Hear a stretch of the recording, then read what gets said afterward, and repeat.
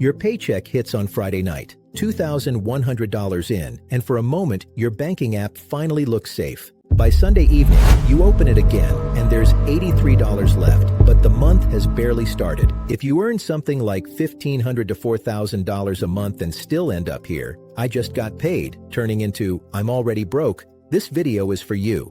If that feels familiar, here's the uncomfortable truth almost no one explains. It's not because you're bad with money, lazy, or hopeless. It's because the way your bills, debts, and habits line up creates an ugly equation that quietly eats your whole paycheck the moment it lands. This is Wealth Mentor Pro, where every lesson is a step closer to your freedom. Today we're asking the question behind so much stress: still broke after payday? The math no one shows you. If you've ever thought, I get paid and I'm still broke, what's wrong with me? Stay with me. You're going to see the actual math, some simple examples for low and middle incomes, and 3 rules you can start using from your very next paycheck. The answer is mechanical, not moral. Think of your paycheck like filling a water tank that already has holes drilled into the sides. The money flows in at the top, but leaks straight out through rent, debt payments, subscriptions, and everything you already promised to pay. On a $2,000 income, it's completely normal for around $1,500 to disappear in the first 3 days. Let's make it concrete. You bring home $2,000. Within 48 hours, $700 goes to rent, $300 to debt, $150 to utilities and phone, and $100 to past due charges and bank fees. That's $1,250 already gone, and we haven't even talked about food, gas, or living your life. Most videos stop here and tell you, just cut back or make a budget. That's not enough. They skip the timing problem. They don't show real low-income numbers, and they rarely explain why the month already feels lost by day 3. So let's slow it down and start with that first leak. Before your next payday, grab a sheet of paper. Write down every bill, payment, and automatic pull that hits your account in the first 3 days and total it.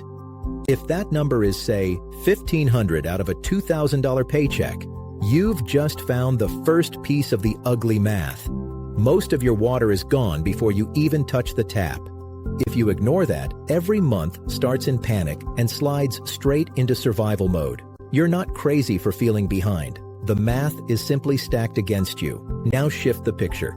Imagine money as water running through 3 cups on a table. 1 cup is already promised, 1 is this month's life, and 1 is future you. On a modest income, most of us pour nearly everything into the already promised cup, then try to live out of the empty middle cup and wonder why we feel thirsty halfway through the month. For example, out of a $2,500 income, you might commit $2,100 to rent, transport, debt, and basic groceries, leaving $400 that just quietly vanishes into takeout and random card taps because it never had a job in the first place. So here's your first simple step.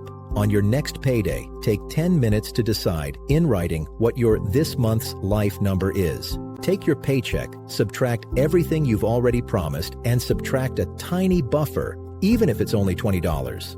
If your paycheck is $2,300 and your promises add up to $1,800, your life number is $480, with $20 as a buffer. If you skip this, you keep living by whatever your banking app says in the moment. That's how $200 on a weekend can quietly eat almost half of your real life money for the entire month, and you only notice when it's too late. There's another leak almost no one talks about. Past you is still spending your new paycheck. You tap your card in the last week of the month, the transaction clears after payday, and this month's money quietly pays for last month's tired decisions. Imagine you earn $1,900 a month and put $130 of late-month groceries and small stuff on a card. Those charges clear 2 days after payday, so instead of starting at $1,900, you actually start at $1,770. You feel like you're starting fresh, but the starting line has already moved. So here's a second step, just for 1 month. Track how much you spend on card in the 7 days before payday. Add it up. If it's $50, that's information. If it's $200, that's how much past you steals from future you every single month before you even realize it. Over a year, $200 of this end-of-month drift is $2,400 of stress that never needed to exist. That's one big reason you can have a steady income and still feel like you're going nowhere. But here's the quiet truth behind the noise. The problem isn't that you can't budget, it's that no one ever showed you how the timing and the math work together. Remember our question, still broke after payday? The math, no one shows you. Once you see the equation clearly, you can finally start changing it instead of blaming yourself. So let's turn this into 3 clear rules you can actually use. Rule 1. Stop using your full paycheck as your mental number. Start using what I call your true paycheck. Your true paycheck is what's left after you subtract fixed bills due this cycle and a tiny non-negotiable buffer. Here's how it looks. You bring home $2,200. Your fixed bills between this payday and the next add up to $1,600. You choose a buffer of $50 that you refuse to touch. Your true paycheck is $2,200 minus $1,600 minus $50. That leaves $550.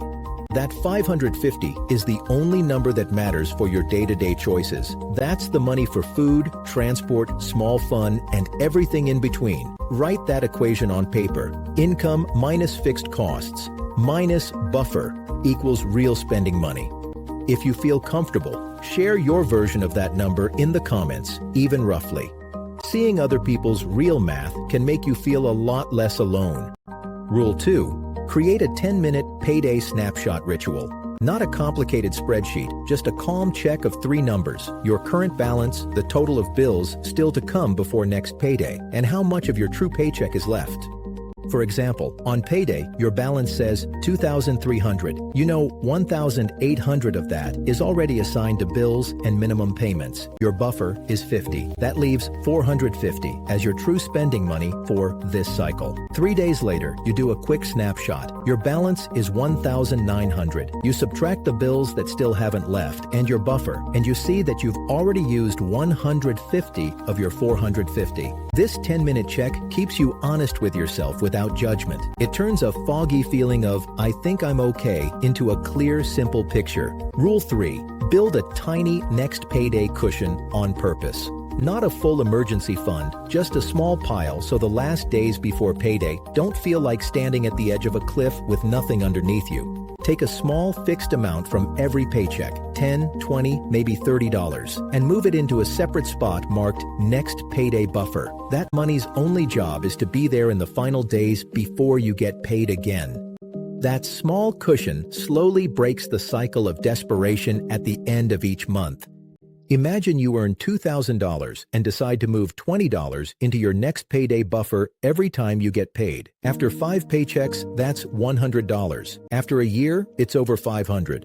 That's not flashy, but it can be the difference between another overdraft fee and a calm grocery trip.